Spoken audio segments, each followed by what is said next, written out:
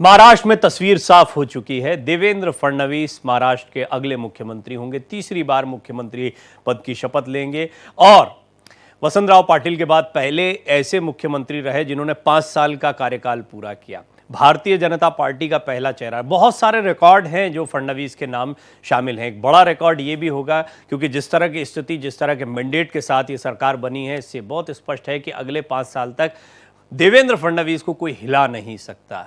तो दूसरी बार पूर्ण कार्यकाल वो पूरा करेंगे इस उम्मीद के साथ, और कामों को रफ्तार मिलेगी इस उम्मीद के साथ। महाराष्ट्र में कल शपथ ग्रहण समारोह होना है। राज्यपाल ने सरकार बनाने का न्योता दिया है। कल शाम 5:30 बजे शपथ ग्रहण समारोह होगा।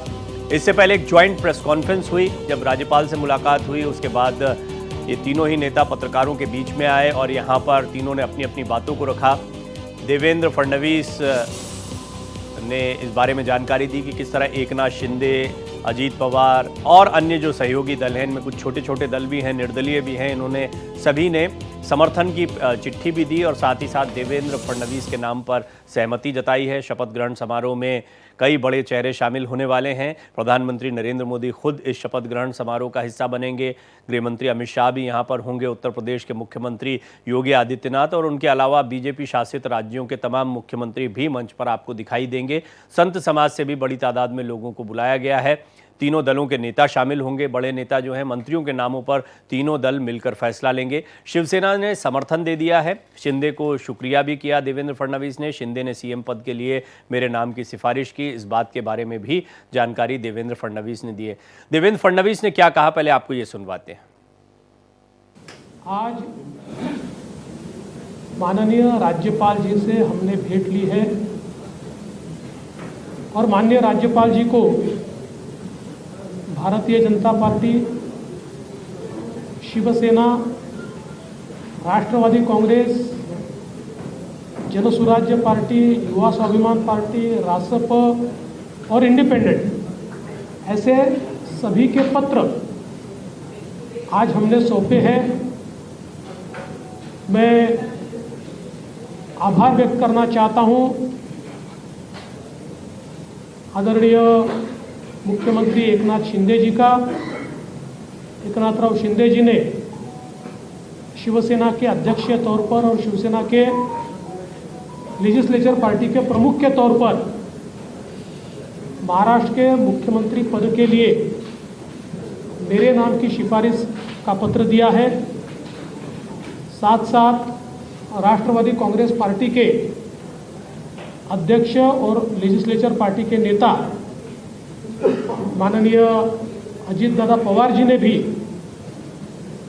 उसी प्रकार का पत्र दिया है। श्री विनय कोरे जी, रवि राणा जी, श्री गुट्टे जी और हमारे इंडिपेंडेंट्स जो हमारे साथ हैं, सभी ने इसी आशय का पत्र माननीय राज्यपाल जी को सौंपा है और इन सभी पत्रों को देखते हुए माननीय राज्यपाल जी ने हमें आमंत्रित किया है सरकार बनाने के लिए। नई सरकार का शपथ विधि ये 5 तारीख को शाम को 5:30 बजे विश्व गौरव भारत के प्रधानमंत्री माननीय नरेंद्र मोदी जी की उपस्थिति में संपन्न होगा। तो देवेंद्र फडणवीस के कॉन्फिडेंस का आप अंदाजा लगा सकते हैं। हालांकि ये पहले से तय माना जा रहा था। जो भी रस्साकशी हुई, थोड़ी बहुत खींचतान देखने को मिली, अब भी जारी रहेगी। ऐसा होता है गठबंधन की सरकारों में। और हमारे सहयोगी अभिषेक पांडे, अशोक चव्हाण जो कि पूर्व मुख्यमंत्री भी रह चुके, हालांकि उस समय कांग्रेस में हुआ करते थे, उनसे बातचीत कर रहे थे। इस एक्सक्लूसिव बातचीत में अशोक चव्हाण भी कहते हैं कि जब गठबंधन के दल साथ में होते हैं तो इस तरह की खींचतान चलती है। अभिषेक मेरे साथ सीधे मुंबई से जुड़ रहे हैं। अभिषेक, काफी बातें हम कर चुके हैं। मैं ये जानना चाहता हूं क्योंकि महाराष्ट्र की सियासत को आप बड़े करीब से जानते हैं, आप तमाम नेताओं से बातचीत करते रहे हैं। ये बात तो बहुत स्पष्ट है कि भारतीय जनता पार्टी ने एक तरीके से अपनी पकड़ को बहुत मजबूत कर लिया है। बहुत फर्क नहीं पड़ता है, गठबंधन धर्म जरूर दिखाई देता है, लेकिन इससे बहुत फर्क नहीं पड़ता कि आप हमसे नाराज होते हैं या नहीं होते हैं। तो कुल मिलाकर ऐसा माना जा सकता है कि बड़े विभाग हों या आने वाले समय की राजनीति हो, इसमें बीजेपी का या देवेंद्र फडणवीस का वो असर देखने को भी मिलेगा। काम करने का उनका तरीका, जब वो जब पूरा 5 साल का उन्होंने टेन्योर किया, किस तरह का उनका कार्यकाल रहा था और क्या एक्सपेक्टेशन अब आपकी रहेगी एक मुंबई कर के नाते भी और एक पत्रकार के दृष्टिकोण से भी कि देवेंद्र फडणवीस का कार्यकाल ऐसा रहेगा? देखिए, उसमें 3-4 चीजें प्रमुख हैं। जो प्रवीण, जिस तरीके से फडणवीस का पिछला 5 साल का कार्यकाल हम सब ने देखा, बहुत करीब से देखा, उस दौरान फडणवीस को अगर मिलना है तो आपको 1 बजे रात के बाद ही जाना पड़ेगा उनके बंगले पर, क्योंकि 2 बजे 2:30 बजे रात तो हमने खुद ने कई बार मुलाकात की है।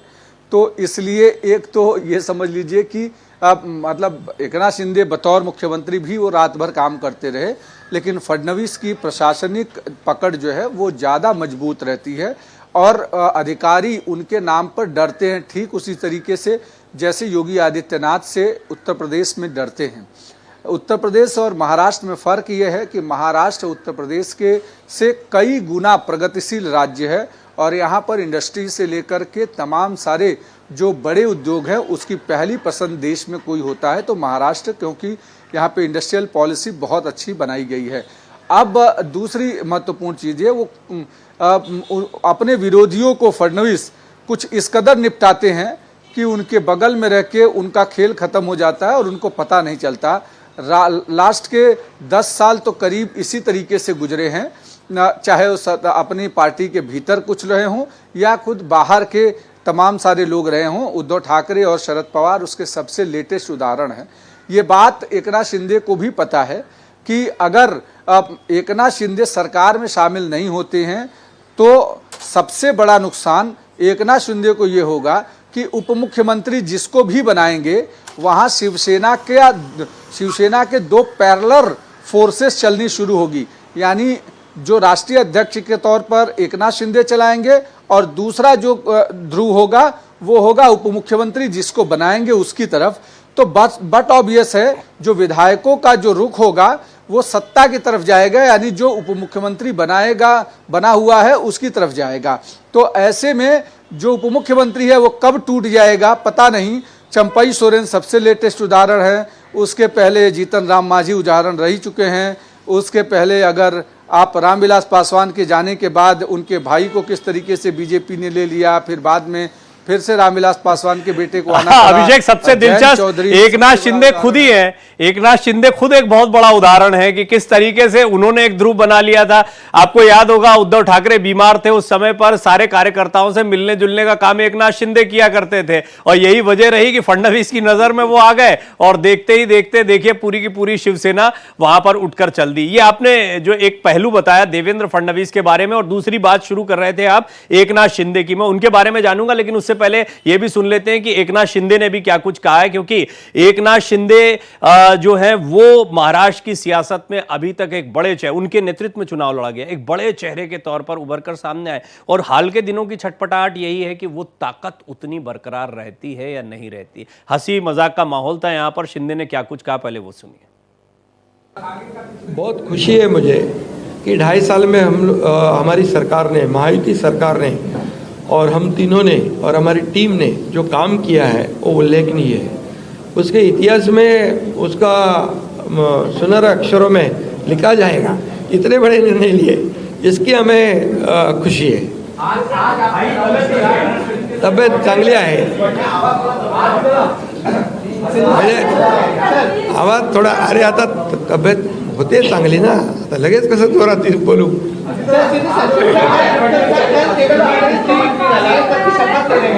क्या आप और अजीत पवार साहब भी कल डिप्टी शपथ की शपथ लेंगे? अरे भैया, अभी तो कहा, देवेंद्र जी ने भी कहा, मैं भी कह रहा हूँ, रुको थोड़ा, अभी शाम तक रुको, अभी कल शपथ ली है ना। शाम तक उनका समझ में आएगा, मैं तो लेने वाला हूँ।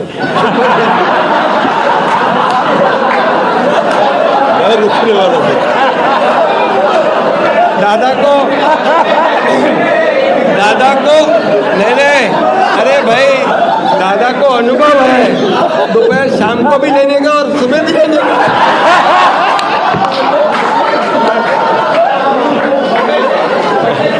ये बात मजाक में जरूर कही गई है, लेकिन महाराष्ट्र की सियासत किस तरह से चलती रही और यही वजह है कि देवेंद्र फडणवीस ऐसे दूसरे मुख्यमंत्री हैं जो 5 साल का, वसंतराव पाटिल के बाद में दूसरे मुख्यमंत्री हैं जो 5 साल पूरे कर पाए। इसकी बहुत बड़ी वजह है कि यहां पर सत्ता इसी तरीके से इधर उधर होती रहती, कोई किसी के साथ नहीं रहता है और हम देखते हैं नए समीकरण बन जाते हैं रातों रात।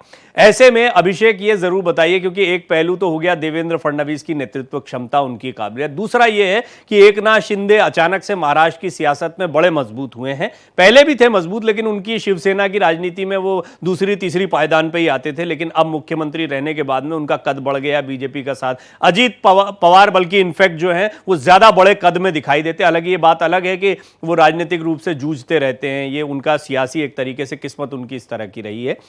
अभी एकनाथ शिंदे के स्टैंड को लेकर और महाराष्ट्र की सरकार के स्थायित्व को लेकर आपकी क्या राय है? देखिए, महाराष्ट्र के स्थायित्व को लेकर अगर बात करें तो एकदम बिल्कुल पूर्णतः 5 साल स्थायी सरकार चलेगी, इसमें कोई दो मत नहीं है।